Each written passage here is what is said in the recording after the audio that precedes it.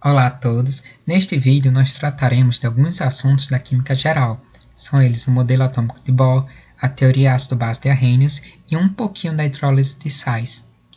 Desta vez nós vamos trabalhar um pouquinho diferente. Vamos trabalhar esses assuntos de forma aplicada, mais especificamente na questão do ENAD de Química 2017, a questão 12. A questão nos traz o seguinte enunciado. Uma professora propôs como desafio a identificação de 5 soluções aquosas desconhecidas, de concentração igual a 2 gramas por litro. A professora informou os 5 possíveis solutos: o cloreto de cálcio, o acetato de potássio, o ácido etanodioico, o hidróxido de bário e o carbonato de sódio. Para fazer a identificação, os alunos receberam um pH-metro, um bico de Bunsen e um fio de níquel-cromo limpo cuja chama era azul. Os valores de pH e cores da chama das 5 soluções foram registrados na tabela a seguir. Deixamos aqui para melhor visualização a tabela aqui do lado. Com base nessas informações, concluiu-se que as soluções 1, 2, 3, 4 e 5 contêm respectivamente os solutos e temos as nossas opções. Essa questão nos traz um dos experimentos que, com toda certeza, todos nós químicos conhecemos e possivelmente você no seu ensino médio deve ter visto, que é o famoso teste da chama. O teste da chama, para aqueles que nunca realizaram, vou explicar de uma forma bem simples, mas o teste da chama consiste em nós pegarmos o nosso bico de Bunsen, pegarmos os nossos solutos e colocarmos eles em contato com a chama do bico. A partir disso, nós vemos que, variando a substância, nós vamos ver diferentes colorações na chama. É um teste muito bonito de se ver e recomendo até que procurem vídeos no YouTube para que vocês vejam como é bonito as cores que são formadas variando as substâncias. Para responder essa questão em específico, nós vamos utilizar basicamente os valores de pH e as cores da chama. E a primeira coisa que nós vamos tratar aqui é basicamente do caráter dessas soluções. Mas o que significa esse caráter? O caráter ele entra em jogo quando falamos da teoria ácido-base de arrênios. Arrhenius nos diz que os ácidos são aquelas substâncias que em meio aquoso liberam íons H+, e as bases são aquelas substâncias que em meio aquoso, ou seja, que em contato com a água, liberam íons OH-. A partir disso, podemos calcular o pH, ou potencial hidrogeniônico dessa solução, em que o pH é igual a menos log da concentração de H+, liberado. A partir disso, a partir desse número que encontrarmos, nós podemos analisar a escala de pH e determinar se a solução, se ela possui um pH 7, ela é então classificada como uma solução neutra. Se ela possui um pH menor que 7, ela possui um caráter ácido. E se ela possui um pH maior que 7, ela possui um caráter básico. Com isso, então, podemos preencher a nossa tabelinha. Deixei até aqui ao lado a nossa escala para caso alguém queira conferir. Mas, por exemplo, a solução 1 possui um pH 12. Isso, então, por ser maior que 7, nos dá um caráter básico. A solução 2 possui um pH 5. 5 menor que 7, logo temos um caráter ácido. E assim por diante, vamos fazendo um por um. A solução 3 possui um pH 10, então possui um caráter básico. A solução 4 possui justamente um pH no valor de 7. Isso significa uma substância, uma solução neutra. E a solução 5 possui um pH 8. Então nós temos aqui então uma solução de caráter básico. A partir disso, para aqueles que gostam de fazer questões principalmente por eliminação, já dá para ir eliminando algumas alternativas, mas eu vou deixar para fazer isso ao final do nosso vídeo, para quando tivermos mais informações coletadas. Além da informação do pH, a tabela também nos traz uma coluna que nos diz a cor da chama característica de cada solução.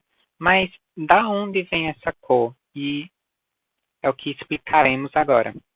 Essa cor está relacionada diretamente com o que chamamos de salto quântico. O salto quântico é um conceito que ele vem junto do modelo atômico de Bohr. Esse modelo atômico, para melhor entendermos ele, nos diz os seguintes postulados. O primeiro é que os elétrons giram ao redor do núcleo em órbitas de raios determinados. O segundo é que as energias das órbitas são estacionárias.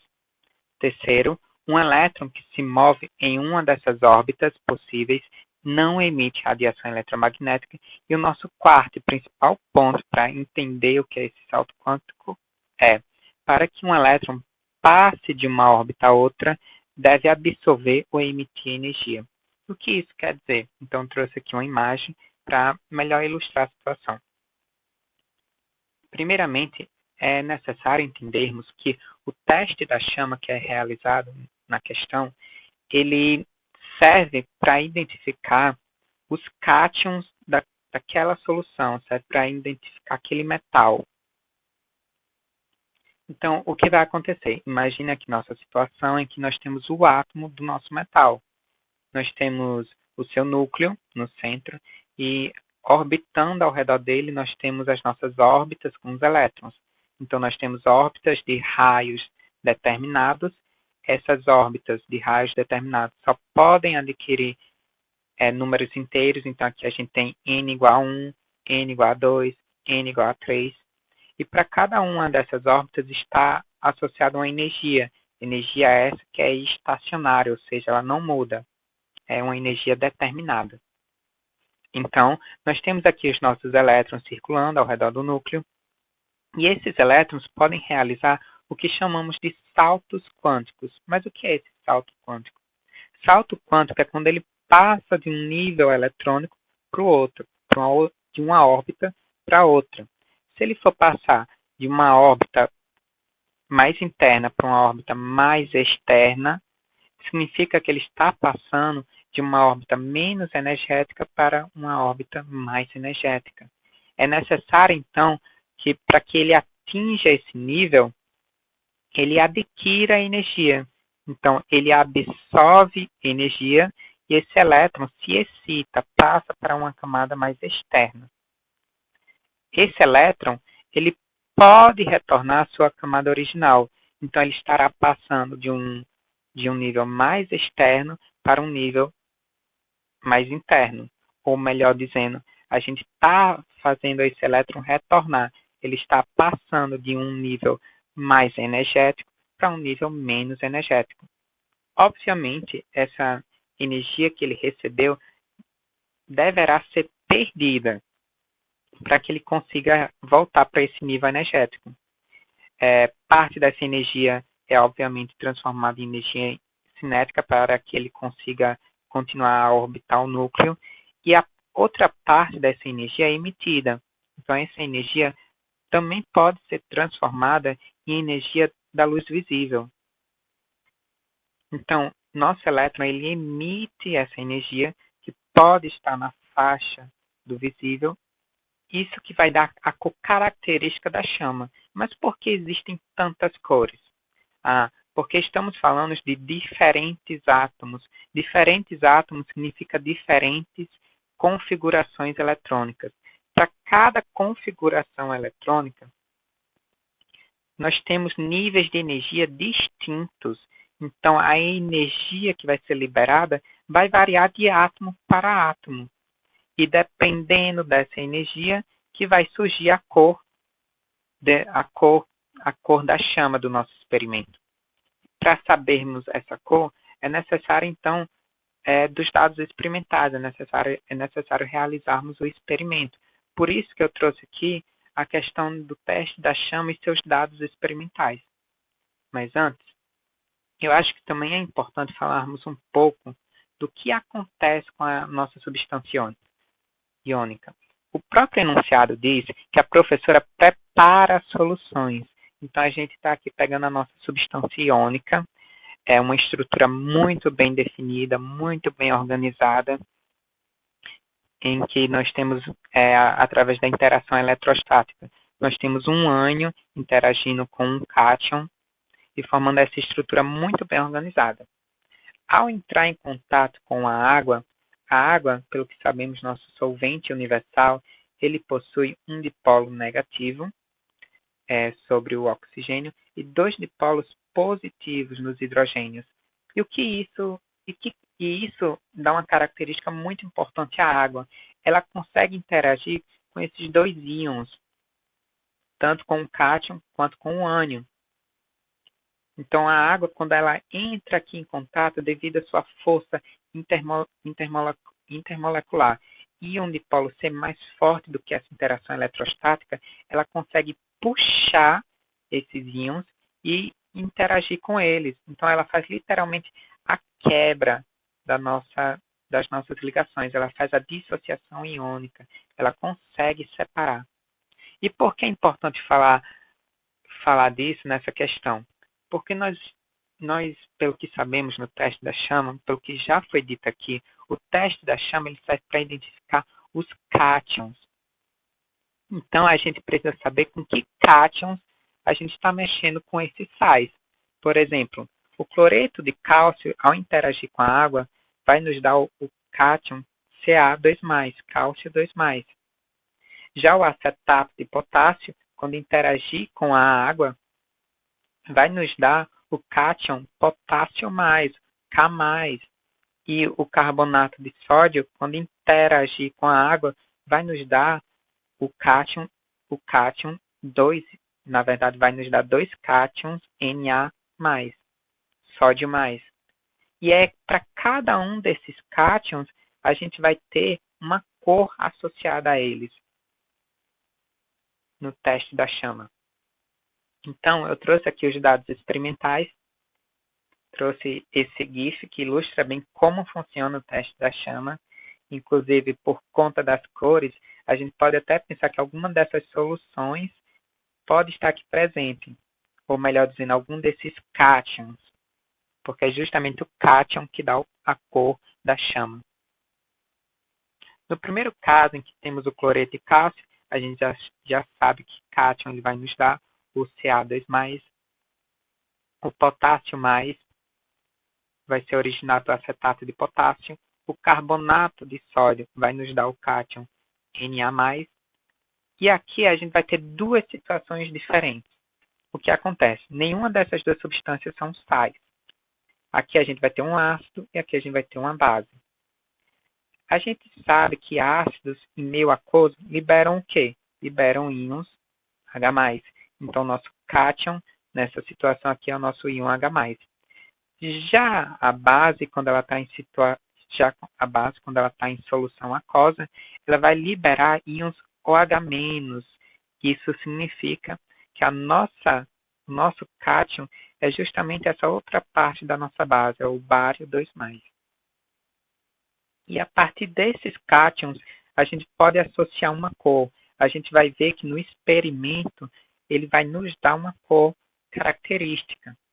Eu trouxe aqui esses dados experimentais. O cálcio, por exemplo, o íon, o cátion de cálcio, ele nos dá uma cor vermelha. O potássio mais, ele nos dá uma cor violeta.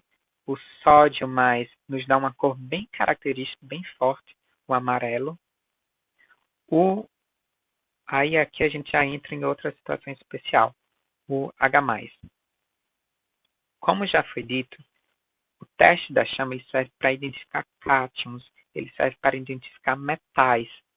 Como a gente aqui não está mexendo com o metal, esse hidrogênio ele não vai apresentar cor, ou seja, ele não vai interferir na cor da chama. Então, a chama vai manter sua cor original, que nesse caso é uma chama de cor azul. Na própria questão é dito isso também. E já o bário, ele vai nos apresentar o cátion de bário, vai nos apresentar uma cor verde, um pouco talvez amarelada. E esses são as cores associadas a cada um dos cátions. Então, aqui na resolução da questão, eu trouxe essas mesmas informações, todos os cátions que apresentam cores, e com essa informação já você consegue resolver a questão. Mas eu gostaria de resolver ela por eliminação, para que vocês vejam, para aquelas pessoas que talvez nunca tenham feito o teste da chama, consigam ver que ainda dá para se resolver essa questão. Por exemplo, indo por eliminação, o que podemos fazer? Vamos selecionar aqui algumas das alternativas e eu decidi escolher primeiro a alternativa D. Eu vou demarcar essa solução, esse soluto. E por eliminação, a gente pode ver o seguinte: esse soluto demarcado é uma base, é o hidróxido de bário. Pelo que sabemos das bases, as bases têm pH maior que 7. De acordo com essa alternativa, ela corresponde à solução 4. Se nós formos vermos na tabela, a solução 4 possui um pH 7. Então, já sabemos que não pode ser uma base. A base tem pH maior que 7. Então, a gente pode eliminar essa alternativa. A outra alternativa que podemos trabalhar é a letra B. Ela nos diz que o ácido etanodioico ele ocupa a quinta posição. É a nossa quinta solução misteriosa. Pelo próprio nome, a gente já sabe, né? Ácido etanodioico. Por ser um ácido, ele precisa ter pH menor que 7. E de acordo com essa alternativa, se ele ocupar realmente a posição 5, vai ter pH 8 essa solução.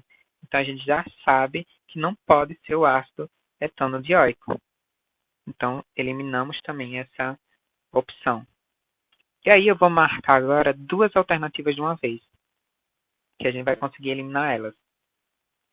Lembrem de utilizar todo o conhecimento de química a seu favor. E principalmente se você tiver conhecimento de química cotidiana.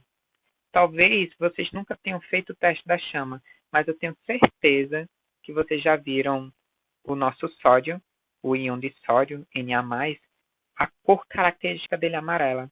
E como que eu sei disso? Vocês já devem ter cozinhado o macarrão, e quando você salga a água do macarrão, se você deixar um pouquinho daquela água escorrer e atingir a boca do fogão, você vai ver que vai surgir uma chama intensa, amarelada. E aquela cor é justamente por quê? Porque o sal de cozinha ele é formado pelo NaCl. Então você está vendo ali a cor característica do nosso íon Na+. Então, utilizando essa informação do nosso cotidiano, a única substância que apresenta cor amarelada, a única solução que apresenta cor amarelada é a solução 1. Então, a gente já de cara poderia eliminar essa alternativa A e a alternativa E, nos restando apenas nossa letra C, que se formos conferir a questão dos pH e até mesmo a questão das cores, vai bater com essa alternativa. Mas e aí, ficou alguma dúvida? Não podem deixar nos comentários que a gente vai responder todos vocês. Não esqueçam de curtir e compartilhar esse vídeo. E, sobretudo, se ficou mais interessado, quer saber mais do nosso conteúdo, quer entrar em contato com a gente, acesse nossas redes sociais e nos mande uma mensagem por lá. Tchau, tchau e até a próxima.